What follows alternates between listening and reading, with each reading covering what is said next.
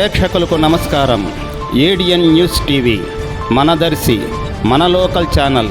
ADN news TV ప్రేక్షకులకు నమస్కారం. వార్తలు చదువుతుంది మీ ప్రసన్నారాం.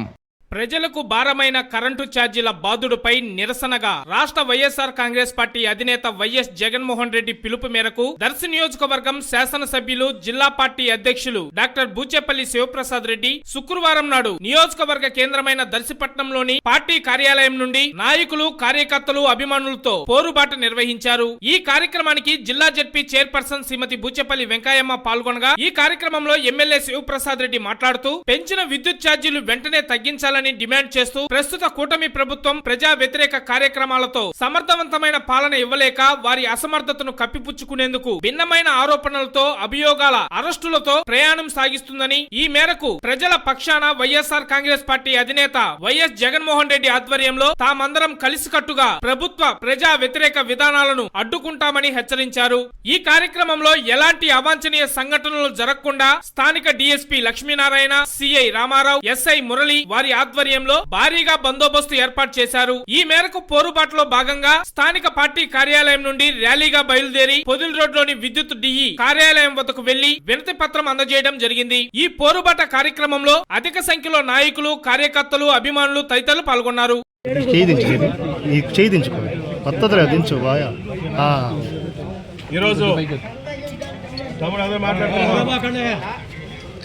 ఈరోజు వైఎస్ఆర్ కాంగ్రెస్ పార్టీ పోరుబాటు భాగంగా మా పార్టీ ప్రెసిడెంట్ వైఎస్ జగన్మోహన్ గారి పిలుపు మేరకు దర్శి నియోజకవర్గంలో, ప్రకాశం జిల్లాలో అన్ని చోట్ల ప్రజల మద్దతుగా చంద్రబాబు నాయుడు గారు ఎలక్షన్ల ముందు ఇచ్చిన హామీలు నెరవేర్చకుండా ఎలక్షన్ల ముందు ఏ యూనిట్ పైన ప్రజల మీద భారం వేయనని చెప్పిన చంద్రబాబు నాయుడు గారు ఎలక్షన్ అయిన తర్వాత ట్రూ అప్ ఛార్జీలు అని చెప్పి, ఆ ఛార్జీలు అని చెప్పి సుమారుగా 15,435 కోట్ల భారం ప్రజల మీద వేస్తున్నారంటే చంద్రబాబు నాయుడు గారు మీరు ఆలోచించాల్సిన అవసరం ఉంది.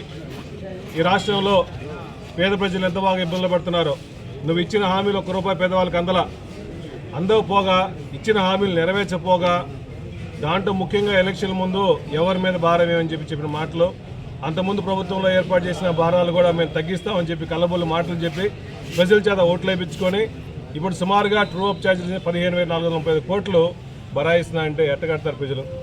ఈ రాష్ట్రంలో మీరు అధికారంలో వచ్చిన తర్వాత 7 నెలల పరిపాలనలో మీరు ప్రజలకు ఏ న్యాయం చేయలేదు.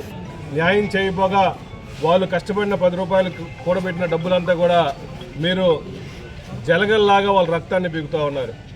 అసలు ఈ రాష్ట్రంలో ప్రజలు ఉండాల్సిన పరిస్థితి ఉందా? పక్క రాష్ట్రాలు పారిపోవాల్సిన పరిస్థితి అని చెప్పేసి ప్రజలందరూ భయపడుతున్నారు. ఓ పక్క ఇసుక చూస్తుంటే బాధైపోయింది, రేషన్ మాఫీ అయిపోయింది, కరెంటు ఛార్జీలు ఇప్పుడు సుమారుగా 15,435 కోట్లు పెంచుతున్నారంటే ఒక్క యూనిట్ మీద సుమారుగా ₹2.30 దాకా పెరుగుతుందంటే ఎట బరాయిస్తారు? మధ్యతరగతి వాళ్ళు ముఖ్యంగా ఈరోజు మేము పోరాటం చేస్తుంది వైఎస్ఆర్సీపీ తరఫున ప్రజల పక్షాన పోరాడుతున్నాం. ఈ ప్రజల్లో అన్ని పార్టీ వాళ్ళు ఉన్నారు. అయ్యా టీడీపీ నాయకులారా గుర్తుపెట్టుకోండి, మీకు కూడా భారం పడుతుంది. అధికారులు, గవర్నమెంట్ ఎంప్లాయీలు, పోలీసులందరూ కూడా మీకు కూడా భారం పడుతుంది. మా ఒక్కరికే కాదు, మీరందరూ స్పందించాల్సిన అవసరం ఉంది. అంతకుముందు సపోజ్ ఒక యూనిట్ మీద ₹7 నుంచి ₹8 కడుతుంటే ఇప్పుడు ₹11 ఖర్చు అవుతుంది. 11 అంటే సుమారుగా నెలకి ఒక 400 యూనిట్లు మధ్య కుటుంబాలు ఉంటే సుమారుగా ₹1,200 నుంచి ₹1,500 ఒక నెలకి మీ మీద భారం పడుతుంది. రెక్కాడితే దొక్కాడిన పరిస్థితిలో ఉన్న ఈ ప్రభుత్వం ఉన్నప్పుడు ఇంకా ఈ భారం ₹1,200, ₹1,500 ఒక ఇంటికి ఎట్ట కడతారు? అదేవిధంగా గత ప్రభుత్వంలో మా నాయకుడు వైఎస్ జగన్మోహన్ గారు ఎస్సీలకి, ఎస్టీలకి 200 యూనిట్ లోపల అందరికీ ఫ్రీగా ఇస్తే మళ్ళీ ఇప్పుడు ఈ ప్రభుత్వంలో, కూటమి ప్రభుత్వంలో అందరికీ ఎస్సీ, ఎస్టీ నోటీసులు ఇస్తున్నారు. వాళ్ళు అసలు భయపడుతున్నారు. మీటర్లు కరెంటు బిల్లు కట్టకపోతే మీటర్లు బెక్కిపోతా ఉంటున్నారు.